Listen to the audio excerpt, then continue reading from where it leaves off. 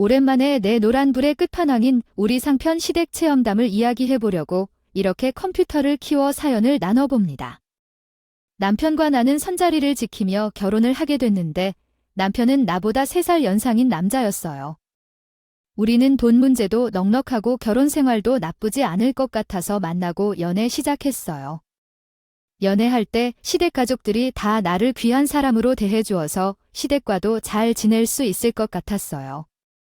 결혼을 아직 못해 시댁에서 살고 있는 나보다 5살 많은 신우라는 소년이 조금 걱정스러웠지만 시어머니가 항상 내 편에 서서 이야기를 해주어 걱정이 없었어요. 우리 아들과의 연애가 한참 되지 않아도 서로 마음이 맞는 것을 확인한 지 3개월도 안 되었을 텐데 결혼은 조금 서둘러야 했고 정말 좋았어요.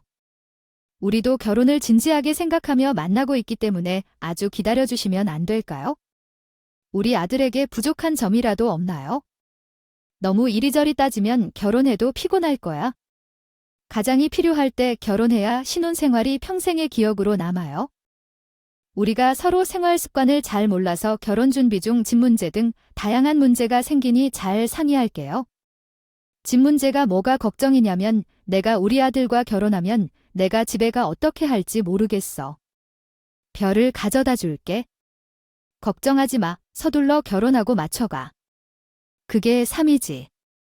고민이 있으면 말해봐. 아직 신우가 결혼 안 했는데 우리가 먼저 해도 돼? 신우가 결혼하면 우리 연애에도 좋을 것 같아. 딸은 만날 남자도 없고 결혼해도 좋을 것 같아. 누가 먼저 결혼하든 중요하지 않아. 시기가 있고 때가 있으니까 걱정하지 말고 결혼해. 시어머니가 나랑 신우 걱정하지 말라고 해주셨어. 결혼에는 순서가 있는데 무시해도 될까? 시어머니는 아들이 먼저 결혼하면 괜찮다고 했어. 집은 노처녀 걱정 안 해도 돼. 일 많고 말 많은 집들과는 다른 집이니까 겁먹지 마. 시어머니가 일 시키지 않을 테니까 결혼해. 그 뻥이었어. 결혼한 지 6개월 되니까 시부모님이 부른다. 진짜 수고했어. 우리 집은 예전부터 조상 제사를 지내는 집이었어요. 그러나 우리 아들이 결혼을 안 하고 있어서 제사를 지낼 사람이 없어서 오랜만에 제사를 드리지 않았어요. 그런데 이제 우리 며느리가 들어오게 되어 조상님께 감사의 인사를 드리고자 다시 제사를 지내려고 합니다. 이 말에는 어이가 없었어요. 그동안은 제사를 지낼 사람이 없어서 안 하고 있다는데 며느리가 들어오고 나서 드리려 한다는 건 이상한 것 같아요. 조상님이 뒤늦게 없어지는 것도 아니고 자기 마음대로 제사를 지냈다 말았다 해도 되는 것인지도 생각했어요. 황당해서 아무 말도 못하고 있었는데 시부모가 일방적으로 통보하듯이 이야기를 해왔어요. 다른 집들은 조상 제사를 생신 때도 잘 챙기는데 우리 집은 일이 많지 않아서 명절만 제사를 지내자는 게 맞다고 하더라고요. 그렇게 일이 많은 집이 아니라고 했는데 명절만 지내면 된다며 며느리로서 제 할 일을 할 수 있을 거라고 했어요. 우리 집은 기독교 집안이라서 제사를 지내본 적이 없어요. 갑자기 제사를 지내라고 하니 어떻게 해야 할지 감이 안 잡혀요. 처음에는 잘하는 사람은 없다고 생각하시고 걱정하지 않아도 돼요. 요즘은 인터넷에서 찾아보면 다 나와요. 요리하는 법부터 다 알려주니까요. 그러나 익숙하지 않은 일이라 실수할 수도 있을 것 같아요. 신호라는 건 방에 달아두신 거라는 것을 알게 된 것이에요. 그런데 제품기 이거로다고 대가 좀 비싸겠네요. 집이 큰 만큼 손님 쇼파무지나 2장이나 있고요.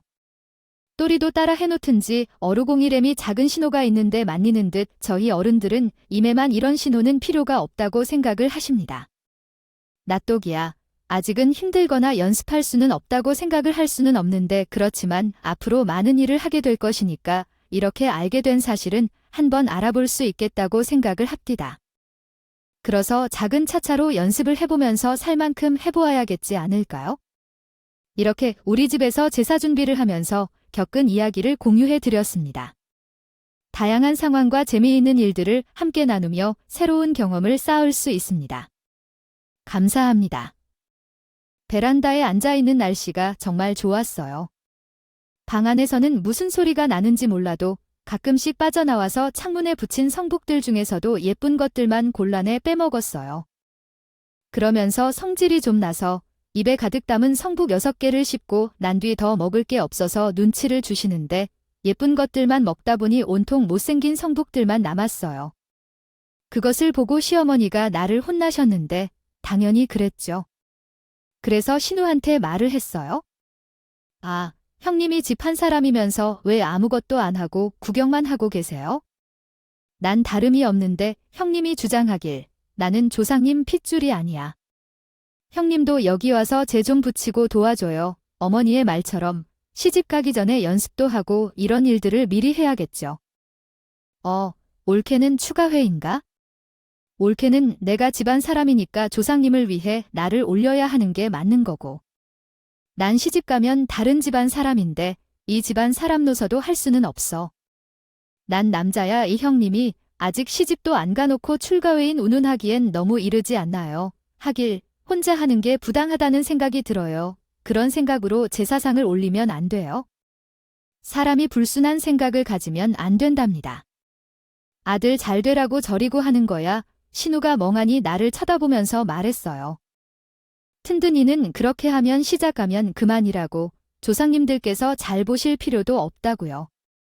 그러자 콧노래까지 흥얼거리면서 방으로 돌아가려는데 밑에 놓인 부침개를 거의 넘어뜨리고 신우 머리까지 때릴 뻔할 뻔했답니다.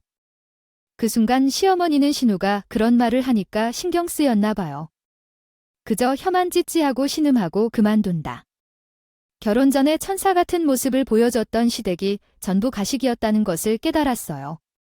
나는 진정으로 시집을 와서 다른 사람의 선조를 모셔야 하는 종이나 다름없는 것이었어. 하지만 명절은 1년에 2번뿐이니까 참는 마음을 갖게 됐어. 그런 다음 아기가 됐는데도 신우는 시집을 가게 될 거라던 얘기가 사라졌어. 그가 계속해서 밖에 나가는 것 같긴 한데 소식은 없었어. 심지어 시어머니의 모든 관심이 신우의 결혼에 쏠려 있을 정도로 온통 신우 결혼 이야기만 늘어놓으셨어. 그러더니 어떤 생각이라도 나오면 안 된다며 정말 황당했어. 어디 괜찮은 남자 주변엔 없다는데 손자리도 다 들어왔다고. 선자리 고르는 일은 다 끝났고 이젠 연락도 하고 있어. 반 이상이 남자인 이 세상에서 우리 딸 짝꿍 찾기가 왜 이리 어려운지 이해가 안 가. 괜찮은 남자들은 다 자기의 짝을 찾았을 텐데. 동생이 결혼할 생각이 없어 보여. 당연히 결혼해야 하는데 그런 얘기를 하지 말고 예전에 아는 사람들 중에서 우리 딸과 잘 맞을 사람이 없다며.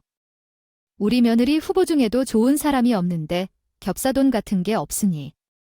내 동생 얘긴 아냐. 제 마음이 5살이 낫다길 어떤가 외제나 매칭 밝혀져. 요즘에는 연애가 대세인 것 같아요.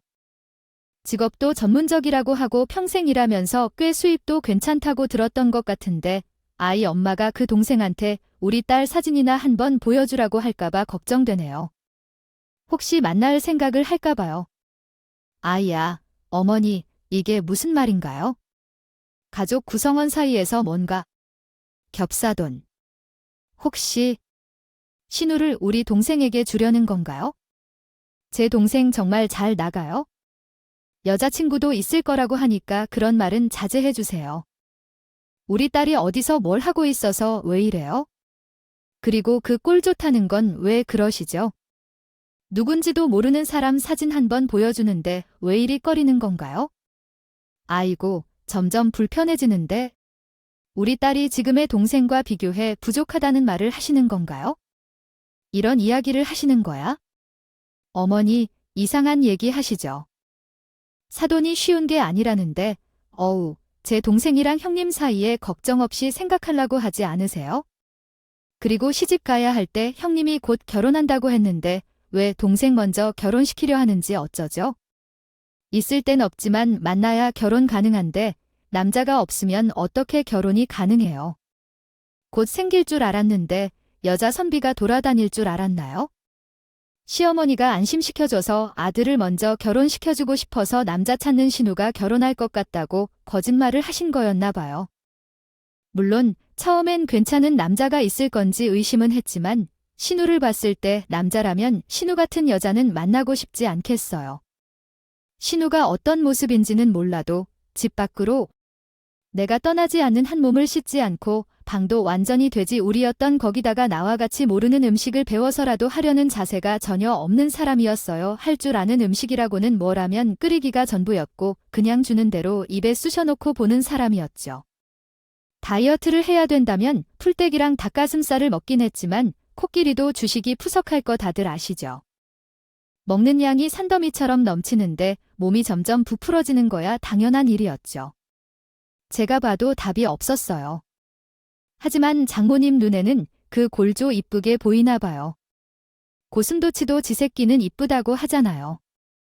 우리 딸은 이렇게 복싱해서 먹는 것도 가리는 거 없이 잘 먹는데 왜 좋다는 남자가 없을까?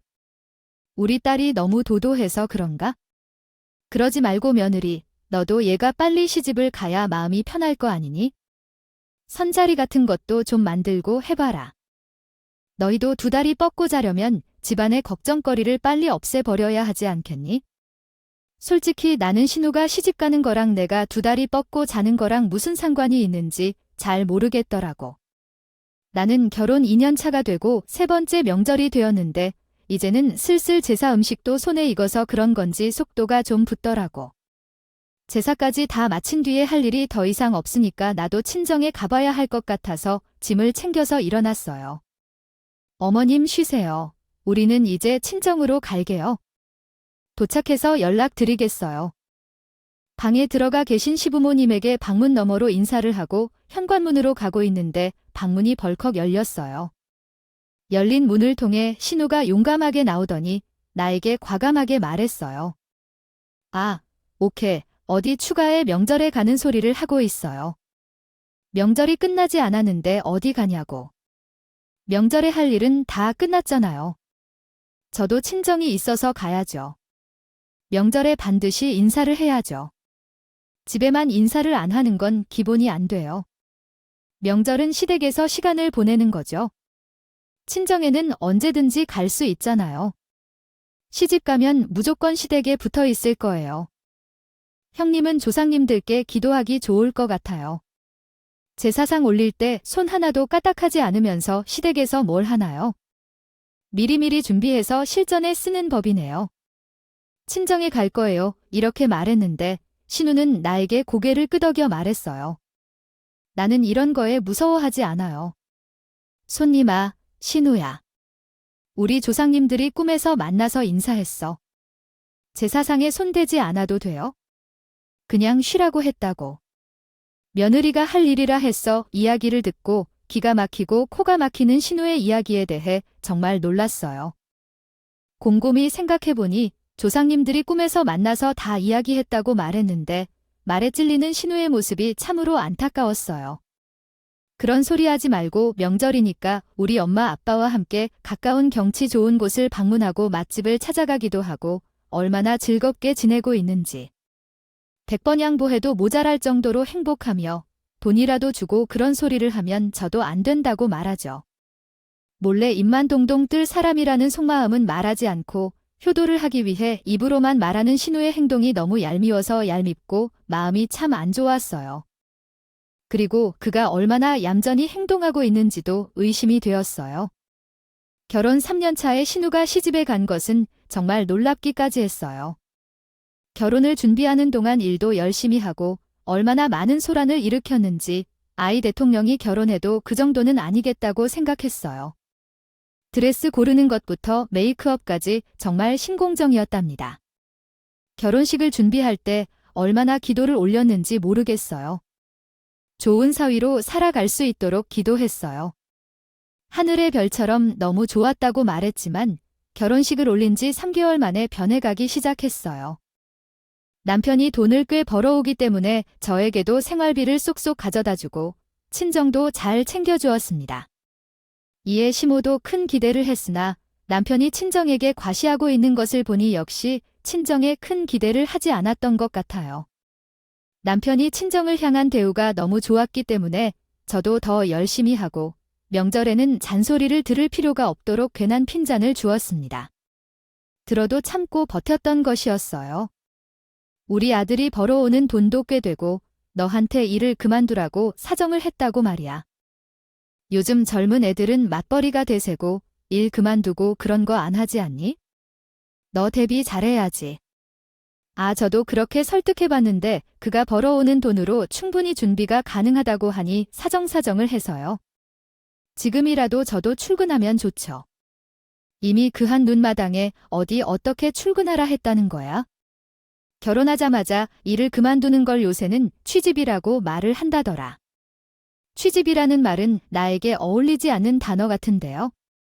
저도 일하고 싶었어요. 그기가 제가 직장에서 받는 스트레스 줄였으면 좋겠다고 했고, 제가 집에서 살림하는데 조금 더 신경 써줬으면 좋겠다고 부탁을 해서 어쩔 수 없이 받아들인 거예요. 아이 뭘 그렇게 청색을 하고 말을 하고, 그러니 그런 단어가 있다는 거야? 그리고 생활비 받아 쓰는 건데 그 말도 틀린 말은 아니지. 아이 계획도 입고해서 그만둔 것인데 말을 그렇게 하시면 제가 서운하죠. 남편이 진심으로 저를 설득하지 않았더라면 저도 굳이 퇴사를 하지 않았을 텐데. 남편이 너무 간곡하게 부탁을 해서 한 것이었어. 제가 퇴사를 하게 된 건 오로지 저와 남편의 삶을 위해서였는데. 시어머니는 이때다 싶었는지 저에게 자기 수발을 들으라는 식으로 말을 했어요. 당연히 저는 대꾸도 하지 않고 무시를 했었는데 불가피하게 시어머니가 불러내는 곳에 가게 되는 일이 생기게 되었지요.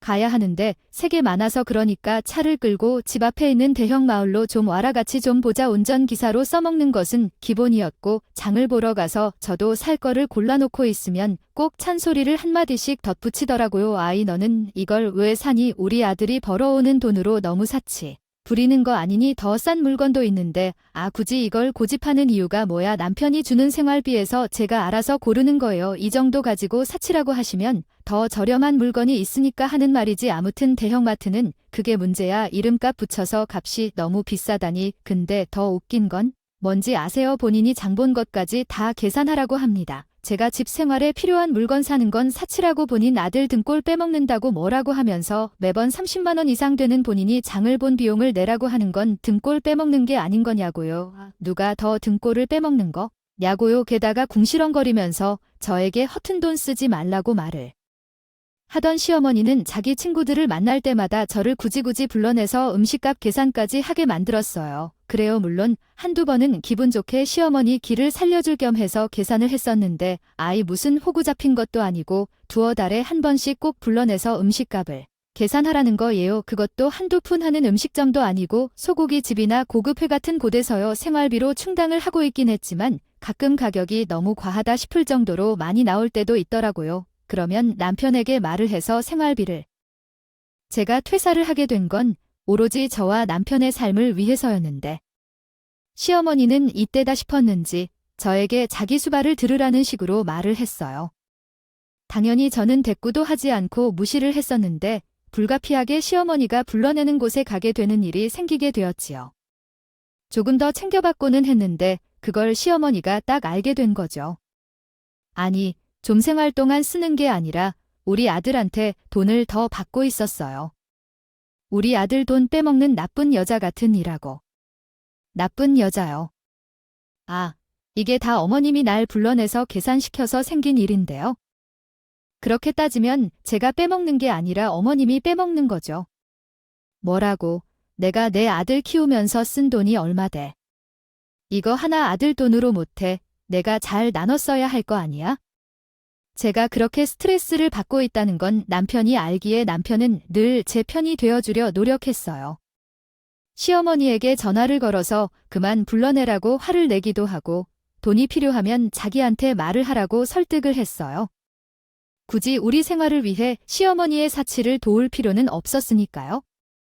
거기다가 시어머니가 저에게 그런 짓을 할 때마다 우리 친정에 더 잘해주려 했고 용돈도 팍팍 들렸어요. 제가 진짜 남편의 노력이 없었다면 진지하게 이혼하고 정리하고도 남았다니까? 그래도 남편이 든든히 버텨주니까 저도 힘을 가질 수 있죠. 이런 스트레스를 받는 동안 신우는 가만히 있었겠죠? 옆에서 시어머니 편을 들면서 동조를 해대는데 얼마나 얄미웠는지 몰라요. 말려주는 신우가 더 얄미운 법이라는 말이 절절하게 와닿더라고요. 그러니 얼마나 바라고 바라겠습니까? 신우가 시집살이 편하게 하게 해달라고, 제발 그런 집에서 평생 고생하게 해달라고 말입니다. 100일 동안 물을 떠받들고 기도를 해왔다. 당신이 말하고 싶은 것은 그렇습니다. 그러나 하늘도 무심하시죠. 형제 언니가 시집을 잘 간다 해도 아주 잘 갔다고 해도 말이죠. 신우가 결혼하고 첫 명절이었는데 명절 당일 아니면 전날 아침부터 시부모님 집에 왔다며요. 저는 당연히 명절 준비를 해야 했었는데 시어머니 집에서 바쁘게 일하고 있었어요. 그런데 현관문 알람이 울린 것이 느껴졌어요. 인터폰을 보니 신우가 서 있는데 당황스러워서 인터폰에 말했어요. 명절이고 아침부터 왜 왔어? 라고요. 우리 집 오겠다는데 왜 그래? 라고 분한 말했어요. 형님이 들어오겠다면 엄마가 오겠다니 무슨 문제가 있을까요? 문을 열어주고 싶은 생각은 들지 않았어요. 그래서 복수하고 싶어서 조금 비열하게 대답했어요. 친정으로 가요. 시댁에 가서 밥 먹던 중 먹던 하세요. 형님이 천천히 왜지 몰라 하며 나갔어요. 그러자 시어머니가 등을 쳐대고 외인이라고 어쩌고 하는데 뭐가 그리 문을 여는 것을 꺼리시나요? 그냥 들여놓아야지. 추근치 하면서 밖으로 달려가서 현관문을 열었어요. 우리 딸 고생했다. 빨리 들어와 하고 안기더니 몇 년 만에 한 번 이상한 상봉을 했다고 생각이 들었어요. 그동안 만나서 밥 먹기도 했는데 신우는 시어머니에게 짐을 주고 그리고 나에게로 나와서 그렇게 되었습니다. 여자분이 말했어요. 출입을 할 때 위인 아니면 문을 열어주는 게 힘들다는 것처럼 아침부터 달려오는 사람에게 비아냥거리며 말했어요. 형님이 맨날 저한테 하시던 말이에요. 출가 외인이 무슨 친정에 가냐고 치지왔으면 시댁이 뼈를 묻을 거라면서요. 사람마다 상황이 다르다는 거겠죠. 확실히 제가 꿈에서 조상들께 보여주는 꿈을 꾸는 것은 아닐까 싶었어요. 우리 시대에는 명절에 친정에 가는 것이 좋다고 하는데 복이 많은 것 같아 보였어요. 그래서 나는 미리미리 더 쌓고 살아야 한다고 생각했죠. 미리미리 두고 살아야 하는 삶도 있겠죠. 맞는 말이었습니다. 앞으로 제사를 지낼 때 더 정성스럽게 하게 되었어요. 제사 때는 정성을 다해야겠죠. 우리 사위는 어디 가셨나요? 딸만 혼자 오셨네요. 그 애는 일이 바빠서 천천히 있다가 오려고 했지 라는 말씀이었어요. 뭐 먹을 거 없느냐? 아침부터 짐 싸놨더니 배고파 죽겠네. 그렇게 말씀하시면서 힘이 없다는 소년에게도 또한 무심했답니다. 아무것도 없는 게 뭐 어때? 점심도 일찍 차려야지. 우리 딸이 배고픈 걸 알면서 이제 기르지만 외국에 다녀오는 것도 좋아 보였어요. 남편이 눈치를 보시면서 말했어요. 누나도 왔으니 일 부족하지 않겠네. 저희도 잠시만 가별까요?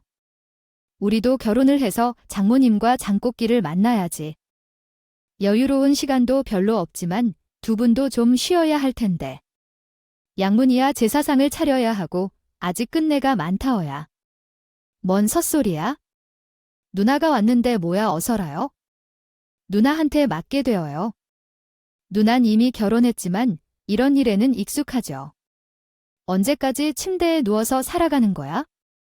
내게 그동안 그렇게 몰아주고 나만 먹어야 한다더니 결국 우리 아들끼리 혼자 책임을 짊어져 온 것이 미안해서 그런 못난 속을 알면서도 저독에 가서 좀 쉬라고 하니 뒤도 없이 짐 챙기라고 하시더라고요.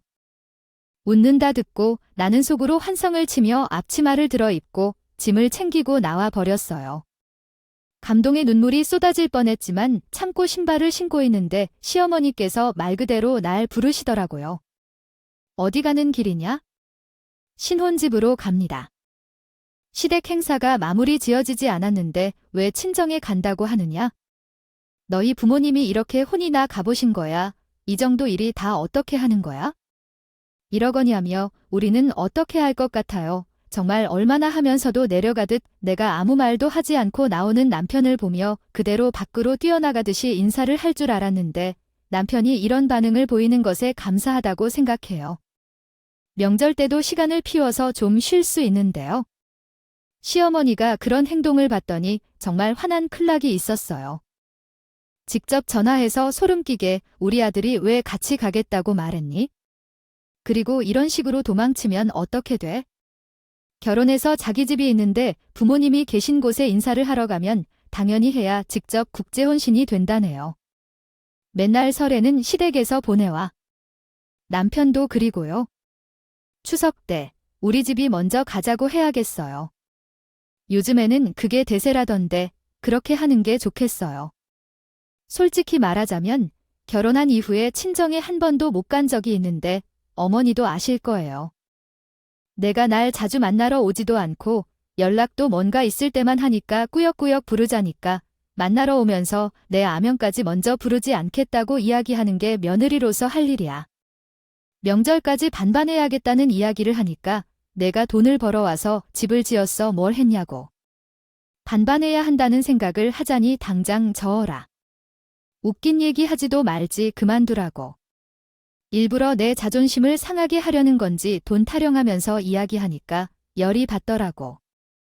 그 다음에 남편이 시들해서 뭔 일 있을 때마다 날 방법하지 않아도 된다며 방패막이가 되어주어서 편하게 지낼 수 있었어.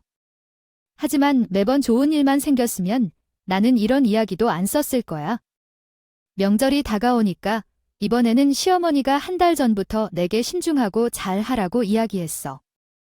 이번에는 꼭 제사상 다 차리고 가야 해, 알겠어. 가는 날에는 모든 일을 끝내놓고 가야 해. 난 그냥 건성으로 내내 하고 말았어.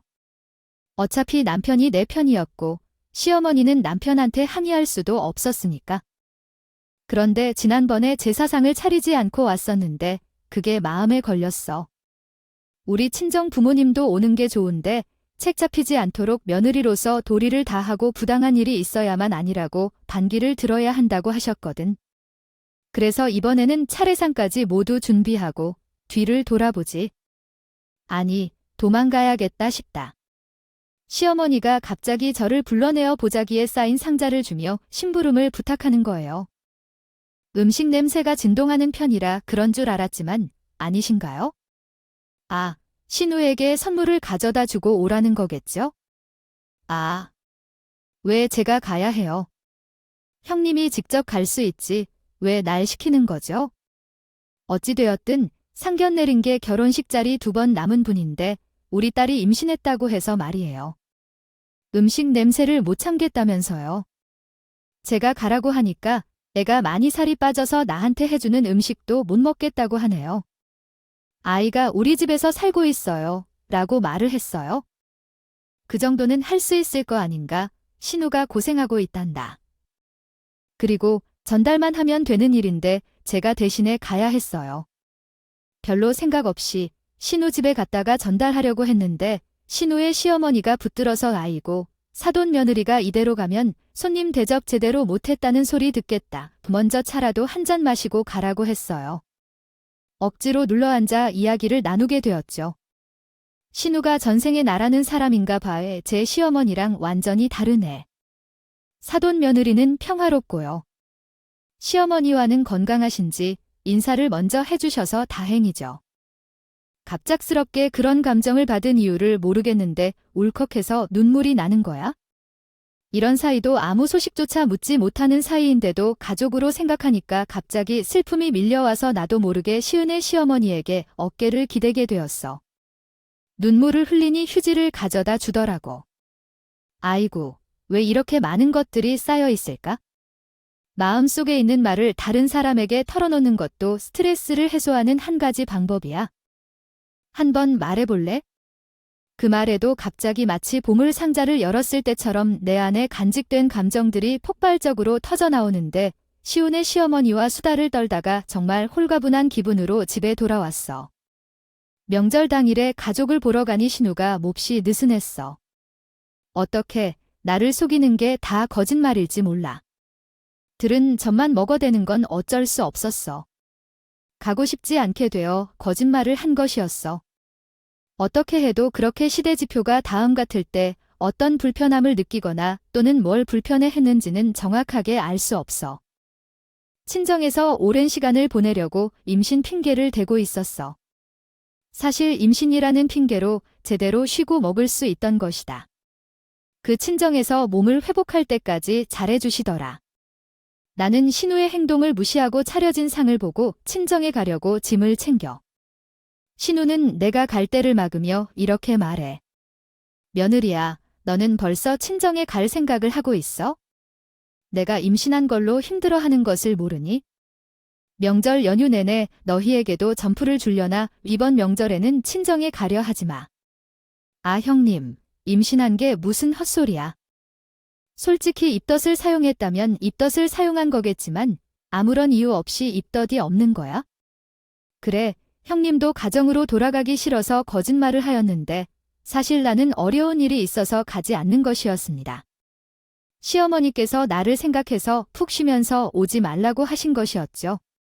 그렇기 때문에 그 시간에 웃음이 피었어요. 제가 시어머니 집에 심부름을 하러 갔을 때 그 이야기를 했었는데 신우의 시어머니도 신우한테 일을 시키고 싶지 않았던 것이었습니다. 신우가 일을 피하고 어려워하는 모습을 집에서도 고생한다는 얘기를 들었죠. 그 집에서도 제사가 있어서 일을 시키려 해도 아파서 못한다고 하더라고요. 이번에는 임신한다고 해서 일을 피했다는 얘기를 듣고 어이가 없어 했어요. 신우가 저한테 출가회인이라며 이야기를 해주면 로맨스인 줄 알아들었는데 시우의 시어머니는 정말 혼쭐을 빤다고 해요. 신우가 저한테 불러주는 것을 무시하고 전화를 받았죠. 여보세요. 네, 지금 시댁에 있어요. 맞아요. 집에 있어요. 아, 앞에 왔어요. 지금 그러면 문을 열어드릴게요. 현관문으로 갔을 때 문을 열었더니 시어머니와 신우가 왔었고 서로 놀란 모습이었습니다. 신우는 내가 만든 음식을 입에 넣고 있었는데 시어머니가 방문했더니 얼마나 자고 있어서 궁금해서 왔어요. 명절인데 연락이 없어서 무슨 일이 생긴 줄 알았어 라며 말했습니다. 육전을 복스럽게 먹는 신우의 모습을 보고 얼마나 놀랬는지요. 마리아, 어머니 어떻게 여기 오셨나요? 미리 연락을 주셨으면 준비를 했을 텐데요. 난 너가 여기 있다는 말을 듣고 왔어. 우리 며느리가 얼마나 힘들게 지내는지를 보러 왔어. 우리 아들은 입덧 때문에 괴로워서 걱정했지만 거짓말이었어. 지금은 약을 먹어서 괜찮아졌어. 방금까지 울렁거려서 아무것도 못했어. 아까부터 잘 먹고 있었는데 갑자기 왜 안 먹는 척해요? 너는 내가 왔는데 이불은 덮지 않았지? 손을 안 마주쳐도 돼서 무겁다고 했어? 나온 증거가 있으니까 녹음해놨어. 왜 사돈이 오면 헛소리를 해? 사돈은 증거가 있어? 며느리는 증거가 있다고 해. 출가회에서 살림을 물어보려고 해. 제재가 그렇게 했다고. 그냥 같이 고생해주자는데 혼자 놀고 먹고 있어? 우리 집에서 명절 지낸 뒤에 안동 갔다 올 거야?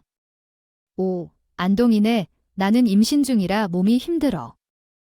움직이기 힘들어요. 그런 걱정은 하지도 말아라. 자로 움직일 테니까 힘들면 중간에 휴게소 들러서 쉬면 되지. 지금 출발해도 5, 6시간은 걸릴 것 같으니까 어서 준비해. 일단 우리 집으로 가서 제사 준비할 거 준비하고 그러고 친척 집으로 이동하자. 아이 사돈 아이 갑자기 집에 쳐들어와서 이러는 법이 어디 있어요. 다른 것도 아니고 그쪽 집안 씨앗 임신한 며느리를 그렇게 굴려 먹어요. 임신이 뭐 표입니다. 결혼했으면 당연히 하는 건데 자라상 차리는 게 며느리로서 도리를 다 하는 거라고 하셨다면서요.